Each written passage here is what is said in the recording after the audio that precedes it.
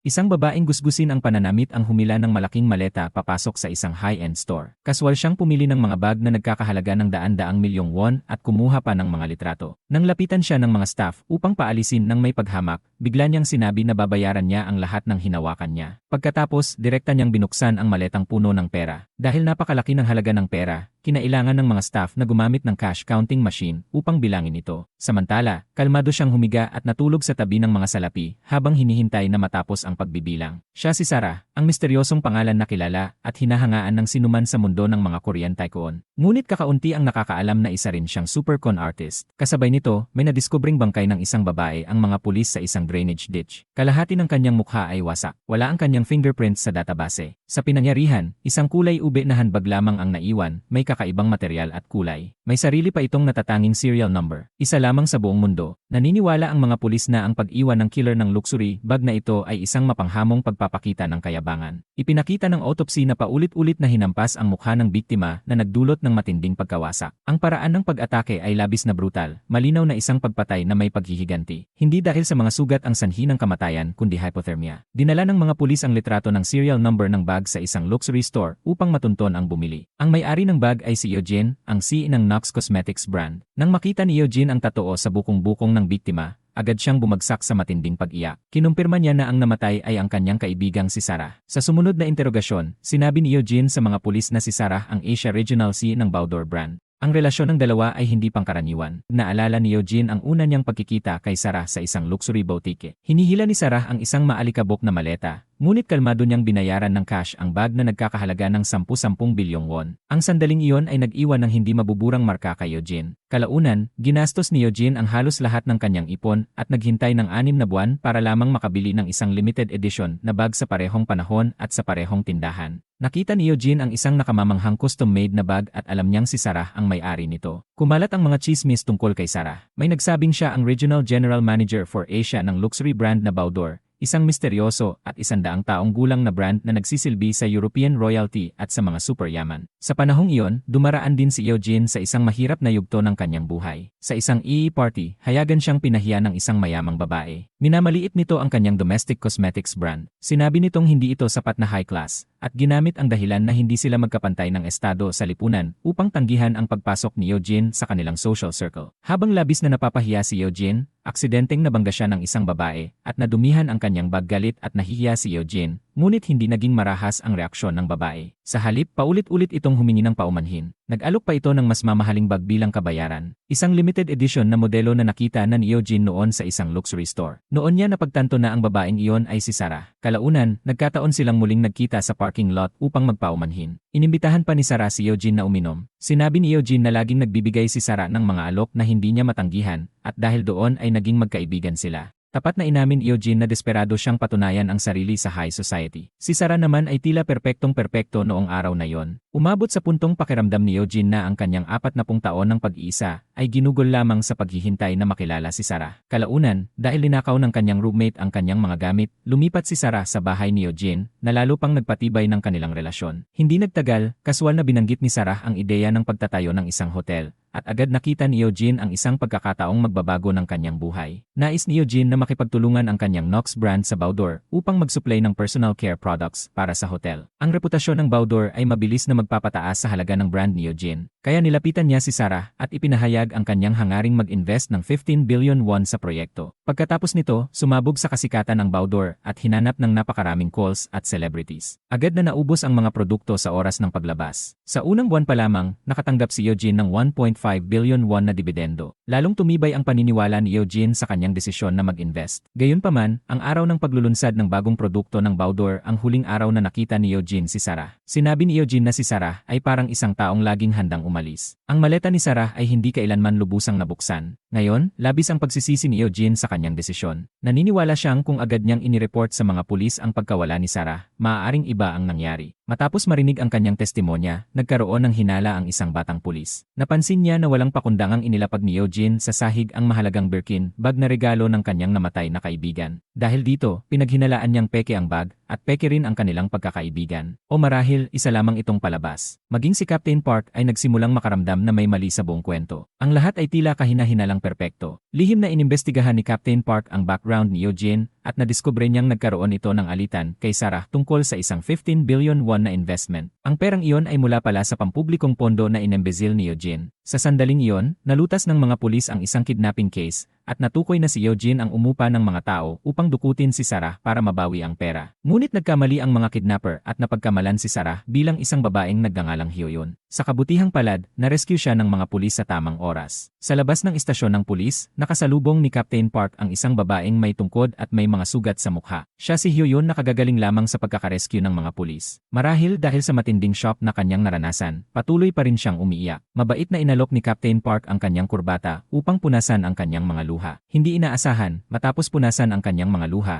may sinabi siyang isang misteryosong pahayag bago tuluyang umalis. Noong una ay hindi ito pinansin ni Captain Park, ngunit kalaunan ay napansin niya ang isang kakaibang detalye. Malinaw na sinabi ng babae na nasugatan ang kanyang kaliwang paa. Ngunit ang tungkod ay nasa kaliwang bahagi niya imbes na sa kanan. Ang maliit na detalyeng iyon ang nagpasimula ng hinala ni Captain Park na hindi ganoon kasimple ang lahat. Kasabay nito, nakatanggap ng nakakagulat na balita ang Internal Investigation Team. Sinuri nila ang lahat ng record, ngunit walang natagpo ang taong nagngangalang Sarah. Mula sa kanyang pangalan, petsa ng kapanganakan, residence registration, hanggang sa kanyang edukasyon, lahat ay peke. Ang misteryoso at tila perpektong babae ay isang ganap na kasinungalingan mula pa sa simula. Nagpa siya ang mga pulis na kausapin ang isa pang mahalagang tao sa kwento, si Song-sin. Sa isang Japanese-style na silid, nakipagkita sila sa kilalang loan shark na ito. Ngunit ibang kwento ang sinabi ni Song-sin. Ayon sa kanya, mayroon siyang end-stage kidney failure at bukod sa kidney transplant ay wala ng ibang lunas. Gayunpaman, tumanggi ang kanyang mga kapatid, dating asawa, mga anak, at maging ang kanyang 40 taong kaibigan na mag-donate ng kidney para sa kanya. Sa sandali ng kanyang pinakamalalim na desperasyon, nakilala ni Song-sin ang isang dalagang nagngangalang Dua na kalaunan ay naging si Sarah. Noong panahong iyon, araw-araw umiinom ng labis si Song-sin at tuluyan nang nawala ng pag-asa sa buhay. Sa hotel, dahil sa kanyang kalasingan at gulo, iniiwasan siya ng lahat maliban kay Dua. Ikinuwento ni Song-sin kay Dua ang kanyang buhay. Matapos makinig, gumawa si Dua ng isang mapangahas na kasunduan. Handa siyang mag-donate ng kidney kapalit ng 5 billion won. Upang maging lehitimo ang lahat, napagdesisyonan nilang magkaroon ng isang pekeng kasal. Ngunit sa katotohanan, hindi ang 5 billion won ang pangunahing layunin ni Sarah. Dahil alam niya na upang mabago ang buhay ng isang tao, hindi lamang dapat tingnan kung paano gumastos ang mayayaman kundi kung paano sila kumikita. Sa tamang mabibiktima, madali niyang mababago ang kanyang identidad. Kaya kusa siyang pumasok sa buhay ni Song-sin. Habang nagpapagaling ito, tinulungan siya ni Song-sin na lumikha ng isang ganap na bagong pagkakakilanlan bilang si Sarah. Sa kabila ng kanyang napakalaking yaman, binigyan ni Song-sin ang kanyang batang asawa ng isang pekeng diamond ring. Dahil sa kanyang estado sa lipunan, maniniwala ang lahat na ito ay tunay. Sa sandaling iyon, tila nagising si Sarah. Ang kanilang kasal ay isa lamang kasunduang walang tunay na damdamin. Walang pag-ibig, walang respeto, walang sinseridad, at walang mga panata.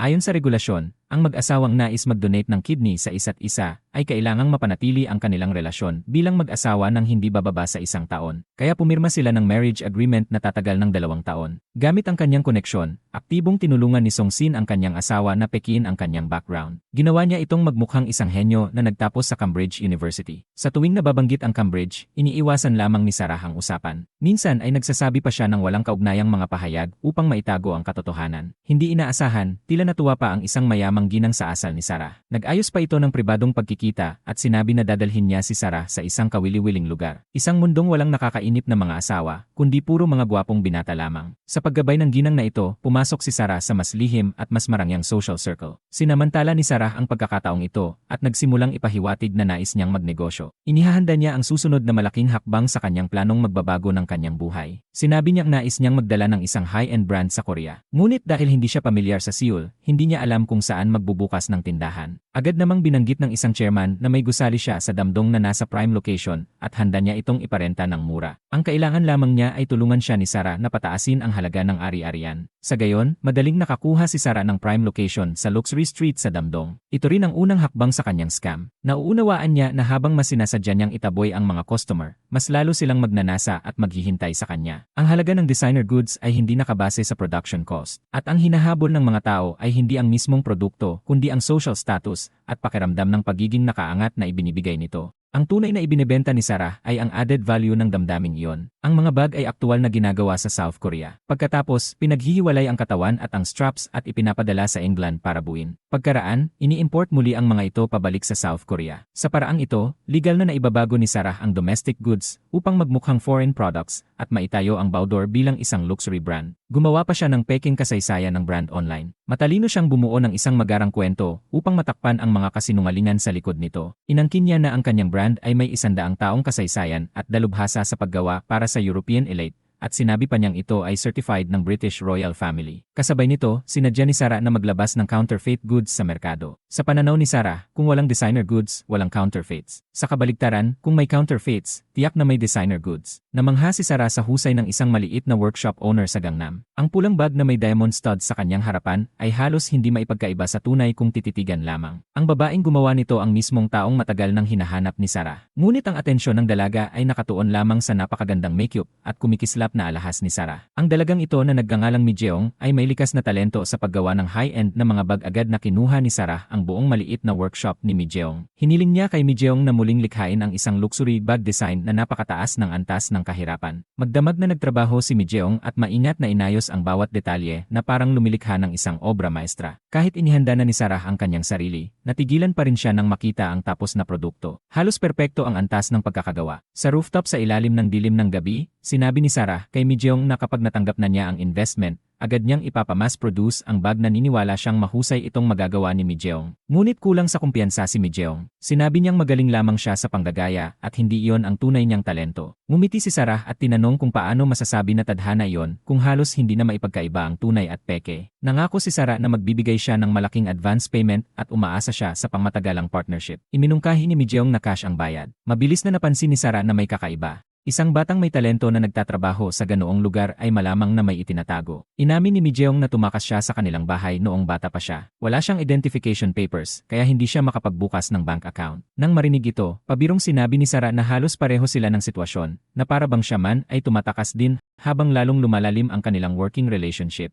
unti-unting binura ni Sarah ang hangganan sa pagitan nila ni Mijeong. Pinapunta niya si Mijeong sa isang high-end store upang magsukat ng damit kapalit niya dahil magkahawig ang kanilang pangangatawan. Sa harap ng salamin, sinabi pa ni Sarah na halos magkamukha sila. Pumunta si Mijeong sa tindahan at binanggit ang pangalan ni Sarah ayon sa bilin. Nang isuot niya ang napakagandang damit, tila nagbago ang kanyang pagkatao. Tahimik siyang tumayo at pinagmasdan ang kanyang high-class na refleksyon sa salamin. Naramdaman niya ang kakaiba ngunit nakakahalinang pakiramdam. Sinubukan niyang ipaliwanag na hindi siya si Sarah, ngunit agad siyang pinatigil. Noong araw na yon, nakatanggap si Mijeong ng isang package. Pagbukas niya nito ay may nakita siyang cellphone. Nang sagutin niya ito, biglang lumitaw si Sarah mula sa likuran. Sinabi ni Sarah na regalo iyon para kay Mijeong. Ang phone number ay nakarehistro sa pangalan ni Sarah. Pagkatapos, dinala ni Sarah si Mijeong sa library. Sinabi niya na kahit hindi nakapag-university si Mijeong, maaari pa rin niyang maunawaan ang mundo. Napansin ni Sarah na wala ni savings account ni sariling cellphone si Mijeong kaya tinulungan niya itong buuin ang kanyang identidad. Para bang gumagawa si Sarah ng isang ganap na bagong buhay para sa dalaga. Dahil wala siyang identification, hindi man lang makapunta sa ospital si Mijeong kapag siya ay nagkakasakit. Ibinigay ni Sarah ang isa sa kanyang membership card at sinabihang makipag-ugnayan sa kanya anumang oras kung may kailangan siya. Hindi maintindihan ni Mijeong kung bakit napakabait ni Sarah sa kanya. Tanging sinabi lamang ni Sarah na sa tuwing nakikita niya si Mijeong, may naaalala siyang isang tao. Sa simpleng pagdanas ng kaunting pribilehiyo ng upper class, unti-unting nahumaling si Mijeong at nahirapang kumawala. Isang araw, nakita ni Mijeong ang wallet ni Sarah sa sofa. Sa halip na agad itong ibalik, ginamit niya ang membership card sa loob upang hanapin ang luxury store. Sa loob ng 6 na buwan, ginaya ni Mijeong si Sarah at patuloy na gumastos sa mga high-end store. Kilala ng lahat ang pangalan ni Sarah, ngunit kakaunti lamang ang nakakakita sa kanyang tunay na mukha. Lubos na nalulong si Mijeong sa paghanga sa mga alahas, at ginagaya pa niya ang paraan ng pananalita at kilos ni Sarah. Ngunit tiyak na mabubunyag din ang pagpapanggap. Isang araw, pinigilan si Mijeong ng security sa gitna ng shopping mall. Mula sa totoo sa kanyang bukong-bukong, malinaw na ginaya niya si Sarah hanggang sa pinakamaliit na detalye, pati ang totoo na halos perpekto niyang kinopya. Gayunpaman, sinabi ng security guard na nais ng card holder na tahimik na ayusin ang usapin at kailangan lamang umalis ni Mijeong nang walang ingay. Doon lamang niya napagtanto na isa pala itong plano ni Sarah upang ipahiya siya. Hindi maunawaan ni Mijeong kung bakit siya ginanito ni Sarah. Ang babaeng iyon ay minsang sadyang naglagay ng droga sa inumin ng isang tycoon. Nang magsuka ang lalaki, ginamit niya ang pinakamahal na bag sa tindahan upang saluhin ang suka at saka siya mismo ang lumuhod upang linisin ang kalat. Pinakamahalaga, mariin niyang tinanggihan ang anumang kompensasyon. Para kay Sarah, isa lamang itong performance. Hindi siya nagbebenta ng handbag at hindi rin siya nagbebenta ng brand. Ang kanyang ibinebenta ay ang pride, kahihiyan, at pakiramdam ng pagiging nakaangat ng mga mayayaman. Sa puntong ito, kaunting pabor pa lamang ang nakuha ni Sarah mula sa isa pang ginang.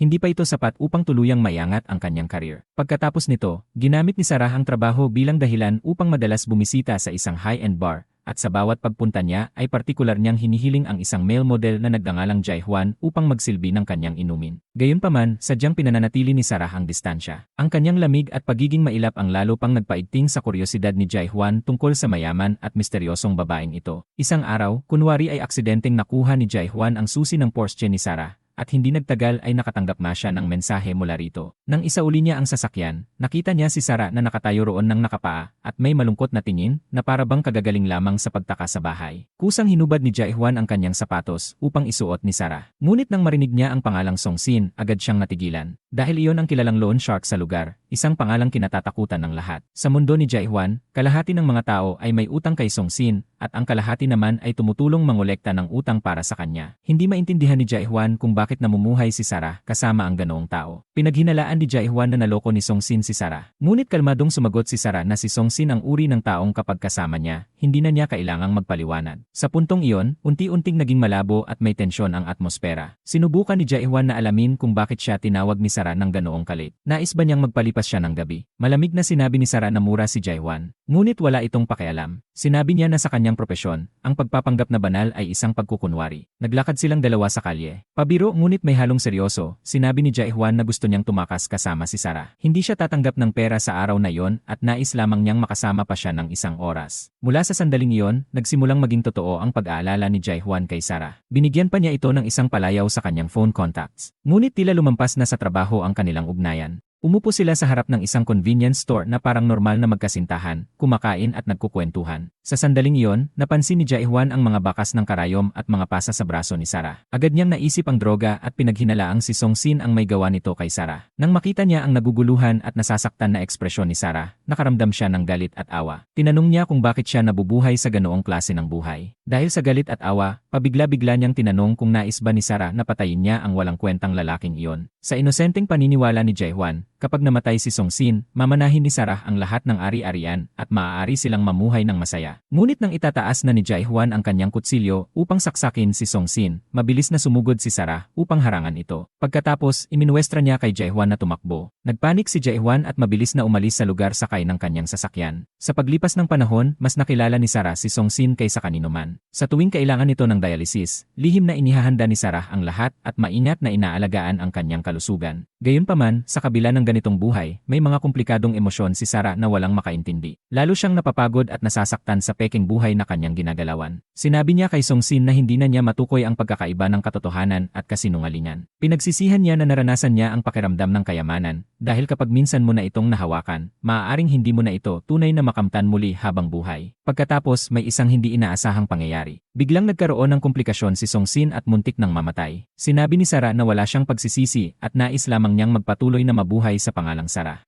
Sa ospital, nagkamalay si Song-sin at gumawa ng isang testamento. Iniwan ang lahat ng kanyang ari-arian sa kanyang asawang si Sarah. Gayunpaman, nagpasya pa rin si Sarah na ituloy ang kidney transplant para kay Song-sin. Tinanong siya ni Song-sin kung bakit niya yon ginawa dahil kung namatay siya, agad sana niyang mamanahin ang buong kayamanan. Kalmadong sumagot si Sarah na maaari pa siyang maghintay ng kaunti at saka kunin yon. Sa takbo ng sitwasyon, malamang ay hindi rin siya maghihintay ng matagal. Sinabi ni Song-sin na hindi niya alam kung ano ang iniisip ni Sarah sa sandaling iyon. Ngunit sigurado siyang kahit papaano, sa sandaling iyon ay binitawan ng babae ang kanyang identidad bilang isang con artist. Matapos ang operasyon, tila naglaho si Sarah sa mundo na para bang hindi siya kailanman umiral. Hindi nagtagal, binigyan niya si Jae-hwan ng isang luxury apartment bilang pamamaalam. Sinabi ni Sarah kay Jae-hwan na kalimutan ang nakaraan at magsimula ng bagong buhay. Kasabay nito, unti-unting naging pawn si Jae-hwan sa career ni Sarah. Inatasan si Jae-hwan na lumapit at maglingkod sa mga mayayamang elite. Napakalakas ng impluensya ng mga top tycoon na ito. Sa pamamagitan lamang ng ilang unang kliyente, mabilis na angat ang brand. Matapos makumpleto ang hakbang na yon, ang kailangan ni Sarah ay prestihiyo sa loob ng upper class. Dito naging mahalaga ang kanyang model boyfriend. Hindi lamang personal na lumalapit si Jae-hwan sa mga mayayamang babae, kundi nagbibigay rin siya ng serye ng mga handbag mula sa brand ni Sarah sa iba pang male models. Ang mga lalaking ito ay binabayaran din ng malaki upang ikalat ang reputasyon ng boudoir sa hanay ng mayayaman. Ang maliliit na detalye ay nagsasama-sama upang makabuo ng kredibilidad,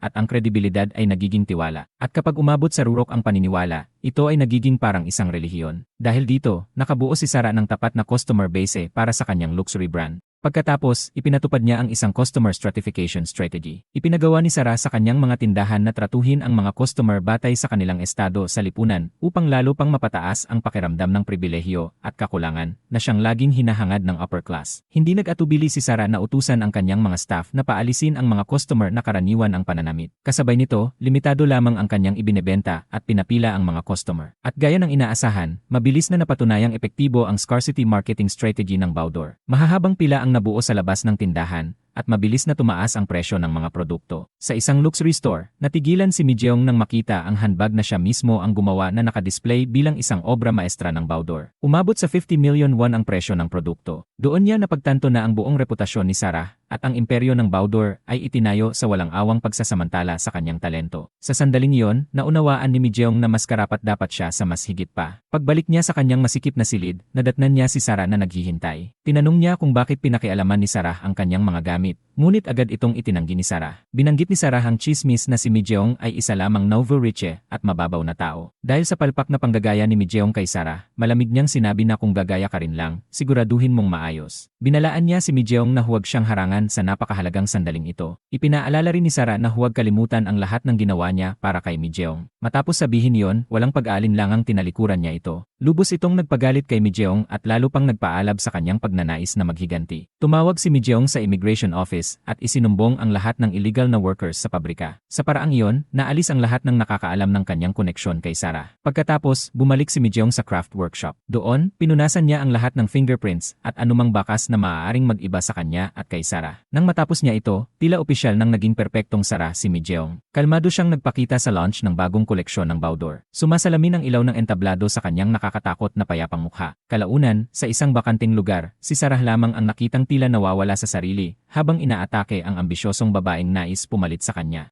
Ngunit sa laban na yon, hindi lamang isang tao ang kailangang burahin, kundi ang identidad, ang nakaraan, at ang buong katotohanang minsang umiral. Gayunpaman, hindi kailanman nakapatay si Sarah. Sa gitna ng panik, lumabas siya ng elevator upang humanap ng maaaring tawagan para sa emergency help. Ngunit hindi inaasahang nakasalubong niya ang kanyang dating asawa na matagal na niyang hindi nakikita. Nag-donate si Sarah ng kidney upang iligtas ito, na naging daan upang unti-unti niyang mabuo ang kanyang reputasyon at maging founder ng isang kilalang luxury brand. Nang tingalain ni Sarah ang logo na siya mismo ang nagdisenyo, biglang tumigas ang kanyang mga mata. Itinago niya sa likod ang kanyang mga kamay na may bahid ng dugo. Bagaman isang mob boss ang kanyang dating asawa, pinili niyang bumalik mag-isa sa silid na yon. Sa kanyang pagkataranta, tila nakita ni Sarah na iminulat ng babaeng nakahandusay sa sahig ang kanyang mga mata. Sandaling nagmistulang sarili niyang mukha ang kanyang nakita. Walang pag-aatubiling kinuha ni Sarah ang isang dekorasyong bagay at paulit-ulit na hinampas ang mukha hanggang sa ito ay hindi na makilala. Pagkatapos, kumuha siya ng malaking maleta at isiniksik ang katawan sa loob. Hinintay niyang matapos ang press conference habang nililigpit ng mga staff ang entablado. Kalmado niyang itinulak ang maleta palabas at nakihalo sa mga tao na parang walang nangyari. Inutusan niya ang mga worker na ikarga ang maleta sa isang truck. Pagkatapos, tumulong siya sa pagdala nito sa shopping mall kung saan magbubukas ang bagong branch. Sadyang umikot ng mas malayo si Sarah sa loob ng mall upang malinaw siyang makuha ng surveillance cameras. Gumawa siya ng perpektong ruta na parabang nag-inspeksyon lamang ng trabaho. Pagdating sa paunang nakalkulang lugar, itinulak ni Sarah ang maleta sa isang nakatagong bahagi. Ang lugar na iyon ay direktang konektado sa isang lihim na underground sewer system na hindi sinasadyang nadiskubre ni Sarah noong siya ay sales clerk pa lamang. Ngunit ang hindi niya inaasahan ay hindi pa tuluyang patay si Mi Jeong. Sa matinding kagustuhang mabuhay, sinundan ni Mi Jeong ang munting sinag ng liwanag at gumapang palabas ng mabahong sewer. Sa mamasa-masang pader ng sewer, nakakita ang mga pulis ng daan-daang magkakapatong na fingerprints. Ito ang patunay na sa kanyang mga huling sandali, pilit pa rin siyang lumalaban upang mabuhay. Kaunti na lamang at maaabot na niya ang ibabaw. Ngunit sa huli, naubusan ng lakas si Mi Jeong at namatay sa lamig sa kadiliman. Habang naghahanda ang mga pulis na maglabas ng arrest warrant laban kay Sarah, kusa siyang nagpakita sa istasyon. Ngunit nang umupo siya sa interrogation chair, kalmadong idineklara ni Sarah na hindi siya dumating upang umamin, kundi upang makipagtulungan sa investigasyon. Itinanggi niya ang pandaraya at lahat ng iba pang paratang. Malamig ang kanyang mga mata, para bang ang lahat ay isang hindi pagkakaunawaan lamang. At marahil ang tunay na labanan ay nagsisimula pa lamang. Sinabi ni Sarah na ganoon ang mundo, maawain ngunit malamig. Sa isang panig ay may magagarbong party na puno ng nakakasilaw na ilaw. Samantalang sa kabilang panig, may isang taong namamatay sa lamig sa dilim ng walang nakakaalam. nakakaalam. Agad na itinuon ni Captain Park ang pansin sa 15 billion won na investment ni Eugene. Hiniling niya ang direktang komprontasyon ng dalawa. Ngunit ang hindi inaasahan ng lahat ay bago pa man pumunta sa istasyon ng pulis, nailipat na ni Sarah ang buong halaga pabalik sa account ni Eugene. At tumawag si Sarah upang sabihin na yon ay investment profit. Kalmado siyang nagdagdag ng isang mahalagang pahayag. Kung ang Baudor ay hindi isang scam, hindi maaaring kasuhan si Eugene ng embezzlement. Ang pahayag na ito ay nagpagising kay Eugene at nagtulak sa kanya na ipagtanggol ang sarili laban sa paratang ng paglustay ng pondo. Napilitan si Eugene na kumpirmahing lehitimong investment iyon na nangangahulugang kailangan niyang pumanig kay Sarah. Kung walang formal na kaso, naging napakahirap paratangan si Sarah. Kulang ang ebidensya at walang nagsampa ng kaso kaya nanatili lamang itong hinala. Ngumiti si Sarah nang may kakaibang kumpiyansa at kalmadong lumabas ng interrogation room. Sa hallway, sinulyapan ni Sarah si Captain Park na tahimik na nakatayo sa isang sulok. Saglit na nagtagpo ang kanilang mga mata. Sa isang panig ay may pagkalkula, sa kabila ay may mga salitang hindi mabigkas. Malayo pa sa pagtatapos ang labanan. Pagkaalis ni Sarah sa istasyon ng pulis, agad na nirepaso ni Captain Park at ng kanyang mga kasamahan ang footage ng interogasyon. Umabot ang video sa bahaging sinabi ni Sarah na sa isang panig ay may magarbong party, habang sa kabilang panig ay may isang taong namatay sa lamig. Biglang inutusan ni Captain Park na ihinto ito. Inulit-ulit niyang i-rewind at panoorin ang bahagi, hanggang sa napagtanto niyang may isang detalyeng hindi napansin. Kaagad siyang nag-utos ng pag-aresto. Pagkalabas pa lamang ni Sarah, agad siyang hinarang at inaresto bilang pangunahing suspect sa pagpatay sa hindi pa nakikilalang babae sa sewer. Ibinalik si Sarah sa interrogation room. Naisip niya kung bakit ganoon na lamang ang determinasyon ni Captain Park na idiin siya at kung anong ebidensya ang hawak nito. Itinuro ni Captain Park na nangyari ang krimen sa mismong gabi ng party ng Baudor na siya ang nag-host. Ngunit puno ng paghamak ang reaksyon ni Sarah dahil marami siyang alibi. Sa puntong iyon, inilabas ni Captain Park ang mahalagang ebidensya. Nakakita sila ng skin cells at dugo ng killer sa ilalim ng mga kuko ng biktima. Sandaling natigilan si Sarah. May mga bakas na maaaring burahin, ngunit hindi nagsisinungaling ang iyan. Sinabi ni Captain Park na hindi sinasadyang nabunyag ni Sarah ang impormasyong tanging mga investigador at ang salarin lamang ang nakaalam. Ang sanhi ng pagkamatay ng biktima ay hypothermia. Hindi kailanman inilabas sa publiko ang detalyeng ito. Batay rito, napagpasyahan ng pulisya na si Sarah ang huling taong nakakita sa biktima bago ito namatay at siya lamang ang suspect na nakaalam ng eksaktong sanhi ng kamatayan. Pinangatwiranan ni Captain Park na kung tunay na utak si Sarah, dapat ay kinuha na niya ang lahat ng perang nakuha sa panloloko at tuluyang naglaho. Ngunit hindi niya ito ginawa. Ipinapahiwatig nito na may hindi inaasahang pangyayari na naganap noong gabing iyon. Tahimik na humingi si Sarah ng sigarilyo at dahan-dahang nagsalita na matagal na niyang gustong tumigil sa paninigarilyo. Ang mga mayayamang nakilala niya ay kayang tumigil sa bisyong iyon para lamang mabuhay ng isa pang araw. Ngunit gaano man niya piliting gayahin ang mga ito, hindi niya maramdaman ang ganoong pagnanais na mabuhay ng mas matagal pa. Matapos ubusin ang sigarilyo, muling naging kalmado si Sarah. Sinabi niya kay Captain Park na hindi siya pinaniniwalaan ng mga tao dahil may espesyal siyang kakayahan, kundi dahil alam niya kung ano ang pinakanais nila. At nakita rin niya ang pinakamalaking hangarin ni Captain Park sa sandaling iyon, ang marinig siyang umamin. Bigla niyang binago ang tono at nagsimulang magbanggit ng mga probisyon ng batas. Kailangang makakuha ng arrest warrant sa loob ng 48 oras mula nang ma-detain ang suspect. Kung kulang ang ebidensya, obligado ang pulisya na agad siyang palayain. At pagkatapos nito, hindi na maaaring muling arestuhin ang suspect para sa parehong krimen. Iyon ang huling hamon ni Sarah kay Captain Park. Kung makatakas siya, tatawagin siyang manloloko. Kung maaresto siya, tatawagin siyang mamamatay tao. Ngunit kung mapalaya siya pagkalipas ng 48 oras, tatawagin siyang inosente. Sa pader ng interrogation room, malinaw na nakikita ang countdown clock. 47 oras ang natitira. Opisyal nang nagsimula ang laban kontra oras. Mabagal magsalita si Sarah, may bahid ng panunuya ang kanyang tinig. Anya, matigas ang ulo ng mga tao sa paniniwala sa gusto nilang paniwalaan. Kahit pa ituro ng lahat ng ebidensya sa kanya, hindi ibig sabihin na siya ang salarin. Ang kanyang kalmadong kilos ay lalo lamang ikinagalit ni Captain Park. Iginiit nito na kung hindi si Sarah ang pumatay, dapat ay galit na galit siya at ginagawa ang lahat upang patunayan ang kanyang inosensya. Ngunit tinanong lamang ni Sarah kung handa ba talagang paniwalaan siya ni Captain Park. Kung kaya niya, matagal na sana niyang napatunayan ang kanyang pagiging inosente. Ipinagpatuloy ni Captain Park ang pagdiin. May isa pang paraan upang matukoy kung sino talaga siya at kung siya nga ang salarin, DNA testing. Tinanong niya kung papayag siyang magbigay ng sample. Walang pag-aatubili, ibinuka ni Sarah ang kanyang bibig upang kumuha ng mucosal sample. Pagkatapos ay kalmadong iginalaw ang kanyang daliri upang kunin ang kanyang fingerprints. Nagulat ang lahat sa resulta ng pagsusuri. Ang kanyang DNA at fingerprints ay wala sa anumang database. Hindi rin ito tumugma sa alinmang sample na nakuha ng pulisya sa crime scene. Biglang napagtanto ni Captain Park na mula pa sa simula, si Sarah ay isang taong tila hindi umiiral, walang tunay na identidad. Umabot ang kaso sa isang hindi pa nararanasang deadlock. Ang suspect at ang biktima ay malinaw na nasa kanilang harapan,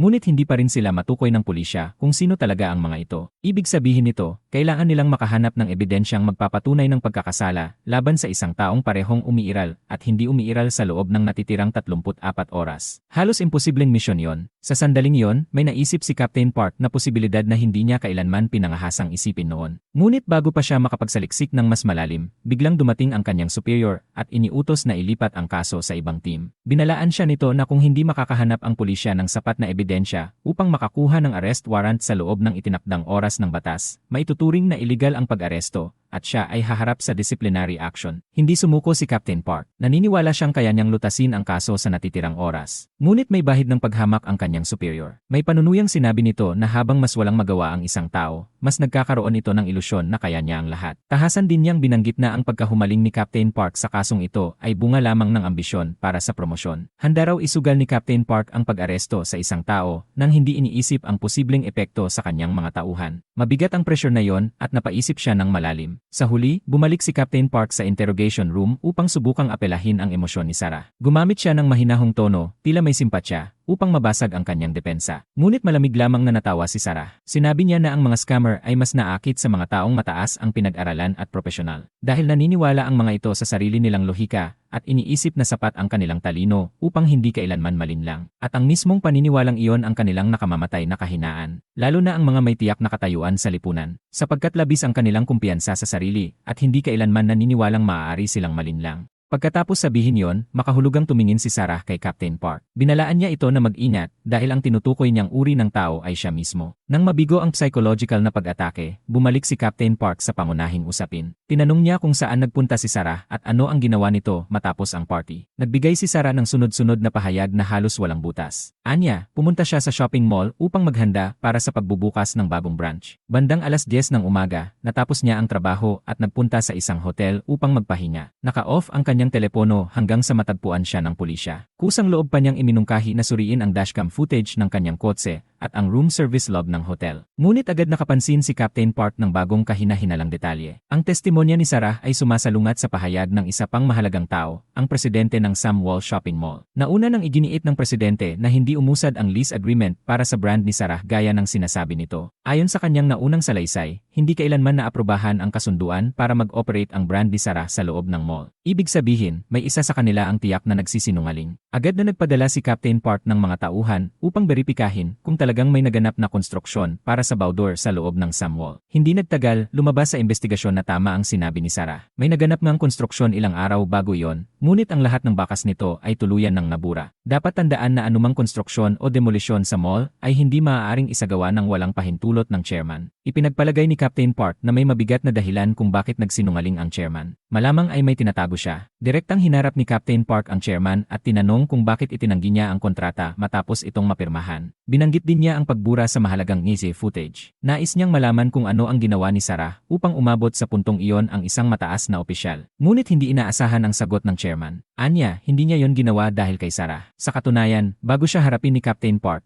hindi pa niya alam na siya ay nalinlang. Nang suriin lamang niya ang surveillance footage, sa kanya nadiskubre ang buong katotohanan. Inamin ng chairman na personal niyang nakita si Sarah na hinihila ang isang malaking maleta sa loob ng kanyang shopping mall. Pinaghinalaan niyang naroon ang bangkay ng biktima at labis siyang natakot sa nakita. Ang ginawa niya pagkatapos ay hindi upang protektahan ang salarin, kundi upang protektahan ang reputasyon ng shopping center. Iyon ang kanyang paninindigan at dahilan. Napansin agad ni Captain Park ang ilang salita sa kanyang pahayag at bahagyang lumayo. Napag-isip-isip niyang tiyak na napanood ng chairman ang surveillance footage. Kung nabura ang video bago niya malaman ang insidente, maituturing itong kapabayaan. Ngunit kung nabura ito matapos niyang mapanood, maaari itong ituring na sinadyang pagsira ng ebidensya. Gayunman, dahil nawawala na ang video, hindi mapapatunayan ni Captain Park na napanood niya ito ng chairman. Sunod, nag-alok si Captain Park ng isang kasunduan. Sinabi niyang kung ang nais nito ay protektahan ang shopping center, maaari siyang tumulong. Ngunit hindi inaasahan, agad inilabas ng chairman ang recording device ni Captain Park. Nagbanta siya na kung may kahit isang pangungusap mula sa kanilang pag-uusap ang lumabas sa media, matatapos ang karera ni Captain Park sa pulisya. Gayunpaman, bago matapos ang pag-uusap, nagbunyag ang chairman ng nakakagulat na impormasyon. Sa hapunan noong gabing iyon, personal niyang nakita ang isang babae na may suot na kaparehong damit gaya ng kay Sarah. Agad na napagtanto ni Captain Park na maaaring ito ang maging malaking turning point ng investigasyon. Mabilis na bumalik ang pulisya sa lugar ng product launch at nadiskubring naputol ang mga kable ng kamera. Magulo ang eksena at may mga bakas ng dugo. Lahat ng palatandaan ay tumuturo sa isang planadong krimen. Kung mapapatunayang ang dalawang magkaparehong damit ay parehong custom-made ni Sarah, maitatatag ang elemento ng paghahanda para sa pagpatay. Ngunit batid ni Captain Park na ang isang tulad ni Sarah ay malabong mag-iwan ng ganoon kalinaw na bakas. Kalaunan, kinontak ng pulisya ang may-ari ng high-end tailor shop. Kinumpirma nitong isang regular na customer na nagngangalang Sarah ang nag-order ng damit. Kapansin-pansin ang order na yon dahil humiling siya ng dalawang magkaparehong damit.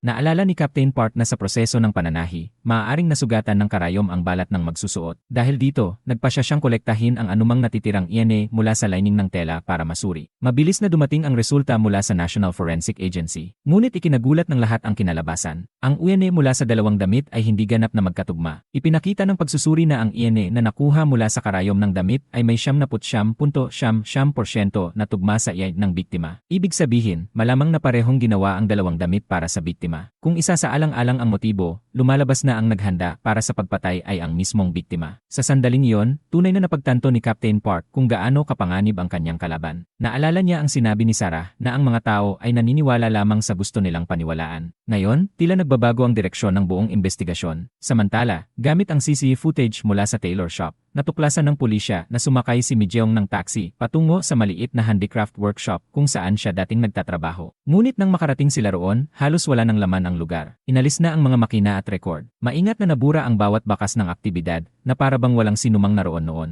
Muling naging masalimuot ang kaso. May motibo ang biktima, hindi malinaw ang identidad ng suspect, nabura ang crime scene, at patuloy na tumatakbo ang oras. Masusing naghanap ang pulisya, ngunit ang buong silid ay walang kahit anong bakas, ni isang hibla ng buhok o fingerprint ay wala. Nang tila wala nang patutunguhan ang investigasyon, napansin ni Captain Park ang isang lalaking nagtatrabaho sa tabi ng workshop. Nilapitan niya ito at tinanong kung nakita na ba nito ang mga manggagawa sa Worcester workshop. Sumagot ang lalaki na mga 10 araw na ang nakalipas, ni-raid ng pulisya ang lugar at inaresto ang mga illegal immigrant workers, at lahat sila ay na-deport palabas ng South Korea. Sa sandaling iyon, napansin ni Captain Park ang makakapal na kalyo sa mga kamay ng lalaki. Ipinaliwanag nitong galing iyon sa matagal na paggamit ng gunting sa pagputol ng tela, isang marka na halos lahat ng mananahi ay mayroon. Ang detalyeng iyon ay nagpaalala kay Captain Park sa mga kamay ng babaeng namatay sa sewer. Mayroon din itong kaparehong kalyo. Pagbalik sa interrogation room, bumuo si Captain Park ng isang matapang na hypothesis. Paano kung ang babaeng nasa harap niya ay hindi si Sarah, kundi si Mijeong? Maaaring binalak ni Sarah na patayin si Mijeong upang agawin ang kanyang pagkakakilanlan. Ngunit nadiskubre ito, at si Mijeong ang nagbaliktad ng sitwasyon. Kung tama ang palagay na iyon, si Mijeong ang pumatay kay Sarah upang kunin ang identidad nito, at sa wakas ay maging taong matagal na niyang pinapangarap. Ngunit hindi makakuha ng tiyak na sagot si Captain Park mula sa babaeng kaharap niya. Pagkaraan, napagtanto niyang marahil ay wala ng saysay ang paghihiwalay ng tunay at peke, dahil maging si Sarah man o si Mijeong, parehong peke ang kanilang identidad. Marahil ay wala talagang isang tunay na Sarah mula pa sa simula. Bagamat tila nakatigil ang kaso, nagpasya si Captain Park na sumugal. Alam niyang upang mabago ang sitwasyon, kailangan niyang tamaan ang pinakamahalagang bagay para sa kanyang kalaban, ang brand na Baudor. Ipinahayag niya na ibibigay niya sa media ang buong proseso kung paano hakbang-hakbang na minanipula at nilinlang ng Baudor ang mga customer, kabilang ang peking identidad ng founder at ang koneksyon nito sa isang kasong pagpatay. Tiyak na magiging matinding dagok iyon sa luxury empire. Tunay na nagalit si Sarah. Binalaan niya si Captain Park na ang isang pulis na basta na lamang naglalabas ng dokumento ng investigasyon ay hindi lamang madidemote kundi maaari ring mapilitang magbitiw sa tungkulin. Ngunit nanatiling matatag si Captain Park. Anya, ang hinahanap lamang niya ay ang katotohanan. At kung ang katotohanan iyon ay kayang sunugin ang lahat hanggang sa maging abo, handa siyang gawin iyon. Hinahabol lamang niya ang kriminal hanggang sa huli. Kapag tumigil ito sa pakikipaglaban, titigil din siya. Ngunit malinaw na hindi susuko si Sarah. Kinagabihan, kumalat sa buong balita ang iskandalo ng Baudor. Unti-unting inilantad ng media kung paano minanipula ng brand ang tiwala ng publiko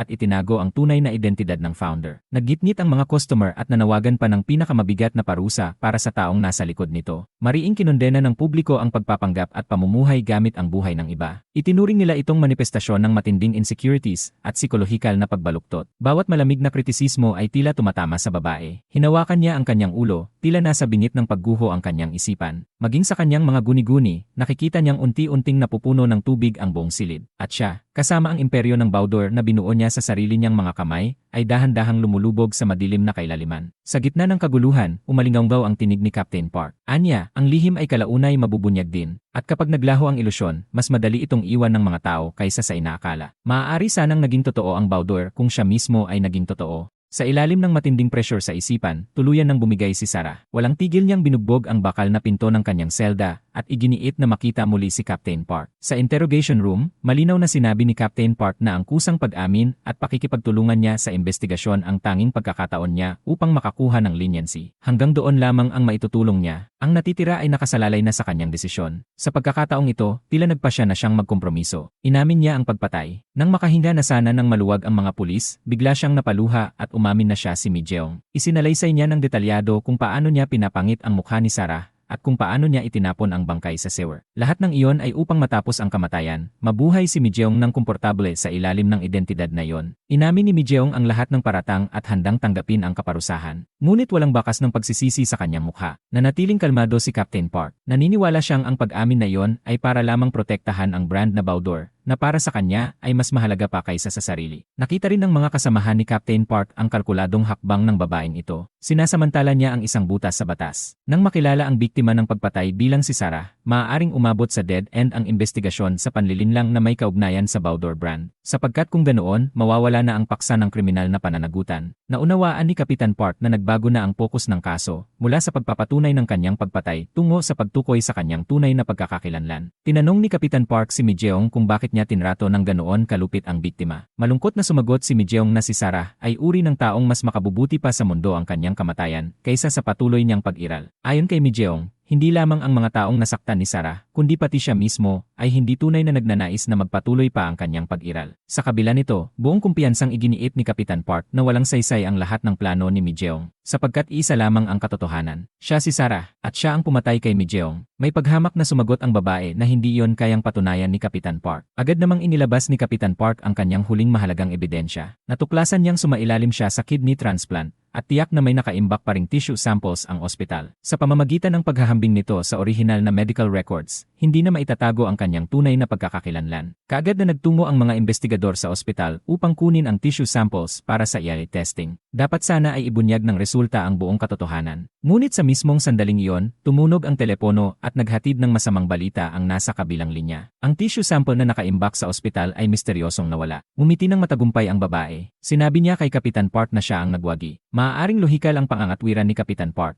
ngunit hindi iyon isang katotohanang mapapatunayan ayon sa batas. Sa ilalim ng pagkukunwaring siya si Mi Jeong, inamin niya ang lahat, kabilang ang pagpatay. Nalito at nawala ng magawa ang buong grupo ng investigasyon. Tugma ang kanyang pag-amin sa lahat ng detalye ng kaso, ngunit hindi nila mapatunayan ang kanyang tunay na pagkakakilanlan. Nauubos na ang oras. Papalapit na sa ika-48 oras ang kanyang pagkakadetain. Ayon sa batas, kailangang makakuha ng arrest warrant sa loob ng panahong ito. Kung hindi, kinakailangang agad siyang palayain ng pulisya at hindi na siya maaaring muling arestuhin para sa parehong krimen. Ibig sabihin, bago mag-ika-6 ng gabi, mapipilitang palayain ni Kapitan Park ang babae dahil sa kakulangan ng ebidensya o tatawid siya sa hangganang hindi dapat tawirin ng isang pulis. Sa huli, matapos ang matinding panloob na pakikibaka, nagpasya si Kapitan Park. Sa bahagi ng pangalan sa arrest warrant, mariin niyang inilagay ang pangalan ni Mi Jeong. Pinusasan ng babae at inihatid palabas ng istasyon ng pulis. Hinarap niya ang napakaraming kamera at sunod-sunod na tanong ng mga reporter. Ngunit hindi siya nagsalita kahit isang salita. Sa korte, idineklara ng hukom na si Mi Jeong ay nagkasala sa sinadyang pagpatay at pagtatapon ng bangkay at siya ay hinatulan ng 10 taon sa kulungan. Sa wakas ay naisara ang kaso. Dahil sa matagumpay na investigasyon, pinarangalan si Kapitan Park bilang huwarang pulis. Pumasok ang babae sa kulungan at nagpalit ng uniforme ng bilanggo. Isang peklat ang nakita, tanda ng kanyang kidney transplant surgery maraming taon na ang nakalipas. Makalipas ang ilang taon, binisita ni Kapitan Park ang babae sa kulungan. Sinabi niya na ang taong tinatawag na Sarah ay nailibing na. Bilang isang hindi nakilalang bangkay, kahit wala ang tagapagtatag nito, patuloy na umuunlad ang Baudor brand. Nang marinig iyon, umiti ng may kasiyahan ang babae. Tumingin siya kay Kapitan Park at tinanong kung sino nga ba talaga ang kanyang nahuli. Matapos ang kasong iyon, na-promote ang opisyal ng pulisya. Nanatiling buo ang Baudor brand at natupad ni Mi Jeong ang kanyang layuning maging si Sarah. Kung walang umaamin na siya ay biktima, tunay nga bang umiiral ang panlilinlang? Matagal na pinag-isipan iyon ni Kapitan Park. Sa huli, tinanong niya ang katanungang matagal nang bumabagabag sa kanya sa loob ng maraming taon. Kahit alam niyang tila malinaw ang sagot, tahimik lamang siyang tiningnan ng babae nang hindi sumasagot. Sa huling sandali ng kanilang pagbisita, sabay silang nagkatinginan. Maraming hindi nasabi ang kanilang mga mata. Doon nagtatapos ang serye. Maraming salamat po sa patuloy na pagsuporta sa Nilagang Money. Hanggang sa muli! Kung nagustuhan mo ang aral sa istorya na to, huwag kalimutang mag-subscribe sa channel at pindutin ang notification bell para lagi kayong updated sa mga susunod nating uploads.